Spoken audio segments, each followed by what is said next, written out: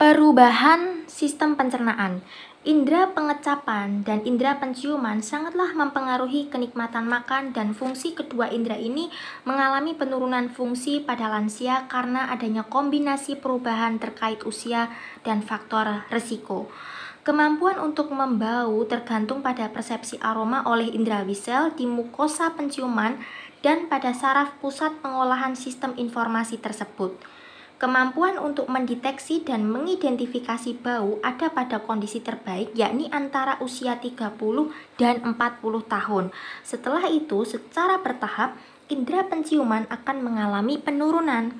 Lansia yang secara umum dikategorikan sehat juga mengalami perubahan terkait usia yang mempengaruhi semua struktur penciuman yang dimulai di hidung dan berakhir di otak. Kondisi tambahan yang bisa mengganggu penciuman meliputi merokok atau mengunyah tembakau, virus, penyakit neurodegeneratif, kesehatan mulut yang buruk, penyakit periodontal, penyakit sinus nasal, trauma, dan obat-obatan. Kemampuan untuk mengecap terutama tergantung pada sel reseptor yang terletak di lidah, langit-langit, dan amandel. Karakteristik sensasi rasa diukur sesuai dengan kemampuan untuk merasakan intensitas rasa yang dimana berkurang seiring dengan penuaan, dan kemampuan untuk mengidentifikasi berbeda. Sebuah penelitian yang dihasilkan oleh Viswanathan and Chapman 2009 menemukan bahwa sel rasa itu dapat beregenerasi, yakni rasa mungkin menurun seiring bertambahnya usia.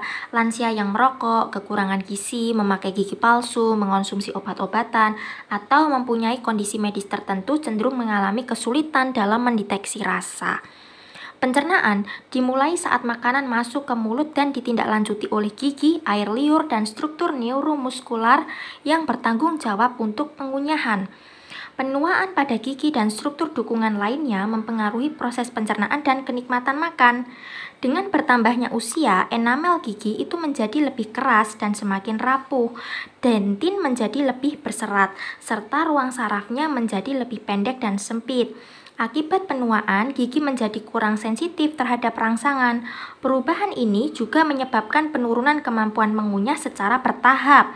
Tulang yang mendukung gigi orang dewasa semakin berkurang ukuran dan kerapatannya. Karena kondisi ini, gigi lansia juga mudah rontok, terutama dengan adanya kondisi patologis tertentu. Air liur dan mukosa berperan penting dalam pencernaan. Air liur sangatlah penting untuk mengunyah dan menelan, dan juga untuk menjaga mukosa mulut tetap lembab. Air liur itu memfasilitasi pencernaan dengan menyediakan enzim pencernaan, mengatur flora oral, meremineralisasi gigi, membersihkan lidah, melumasi jaringan lunak, dan menyiapkan makanan untuk dikunyah. Nah, lansia yang sehat tidak mengalami penurunan yang berarti dalam produksi air liur. Akan tetapi, sekitar 30% orang pada usia 65 tahun ke atas mengalami xerostomia atau mulut kering karena obat dan penyakit. Obat yang paling mungkin menyebabkan xerostomia adalah antikolinergik, ya. Antikolinergik atau kemudian antidepresan, kemudian antipsikotik, antiemik, analgesik, antihipertensi, dan antihistamin. Kemudian penyebab umum lainnya adalah dehidrasi, diabetes, dan terapi radiasi ke kepala dan leher. Perubahan akibat penuaan pada mukosa mulut termasuk kehilangan elastisitas, atrofi sel epitel, dan berkurangnya pasokan darah ke jaringan ikat. Perubahan ini bisa diperburuk oleh kondisi umum pada orang dewasa yang lebih tua, misalnya xerostomia atau kekurangan vitamin, membuat mukosa oral lebih banyak, lunak, dan rentan terhadap infeksi dan ulserasi. Perubahan neuromuskular akibat penuaan bisa mempengaruhi proses mengunyah dan menelan, termasuk berkurangnya kekurangan otot dan mengurangi tekanan lidah. Lansia yang dalam kondisi sehat tidak akan mengalami masalah menelan yang signifikan, kecuali ada faktor risiko tambahan seperti misalnya kehilangan gigi atau kondisi neurologis. Nah, tahap kedua pencernaan terjadi bila kombinasi gelombang propulsif dan non-propulsif mendorong makanan melalui faring dan kerongkongan masuk ke perut. Pada lansia, kerongkongan menegang dan gelombang peristaltik mengalami penurunan fungsi. Presbifagia itu mengacu pada proses menelan yang lambat yang berhubungan dengan perubahan terkait penuaan dan meningkatkan risiko aspirasi. Setelah melewati sfinkter esofagus, makanan masuk ke perut, yang dimana enzim lambung mencairkan dan mengubahnya menjadi chyme.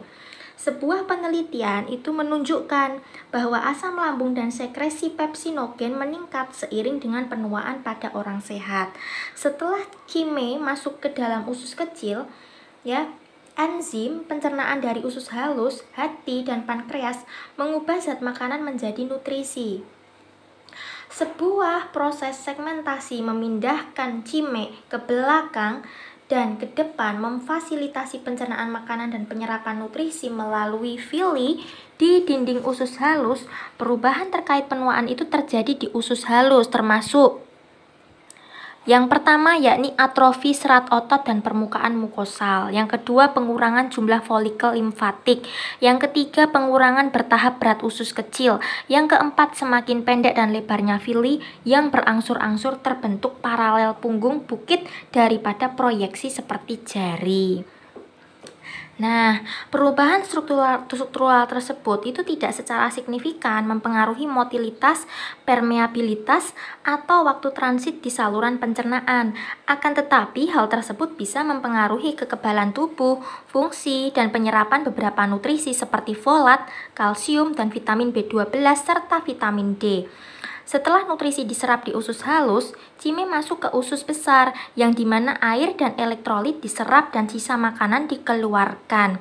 Perubahan akibat penuaan pada usus besar termasuk berkurangnya sekresi lendir, penurunan elastisitas dinding dubur, dan berkurangnya persepsi distensi dinding dubur.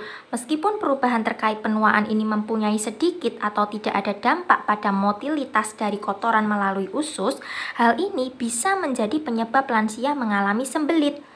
Hati membantu pencernaan dengan memproduksi dan mensekresi empedu yang penting untuk pemanfaatan lemak. Hati juga mempunyai peran penting dalam metabolisme dan penyimpanan nutrisi. Dengan bertambahnya usia, hati menjadi lebih kecil dan lebih berserat. Lipofuscin atau pigmen coklat terakumulasi dan aliran darah ke hati berkurang satu persatu. Akan tetapi, beberapa perubahan ini mungkin bersifat patologis dan bukan yang berhubungan dengan usia.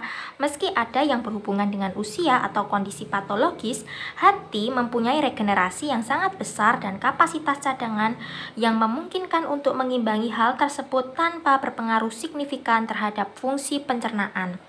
Fungsi pencernaan utama pankreas adalah sekresi enzim yang penting untuk menetralkan asam dalam chyme dan menghancurkan lemak, protein, dan karbohidrat di usus halus. Pankreas juga berfungsi sebagai kelenjar endokrin dan memproduksi insulin dan glikogen yang sangat penting untuk metabolisme glukosa. Perubahan terkait penuaan di pankreas antara lain penurunan berat, hiperplasia ductus, fibrosis lobus, dan penurunan responsitivitas sel B pankreas terhadap glukosa.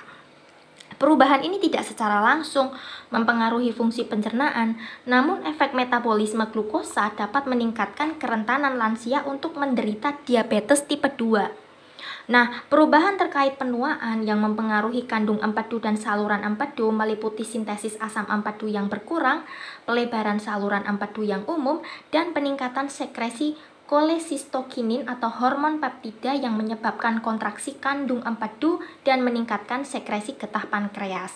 Perubahan terkait penuaan bisa meningkatkan resiko lansia menderita kolesistitis atau batu empedu.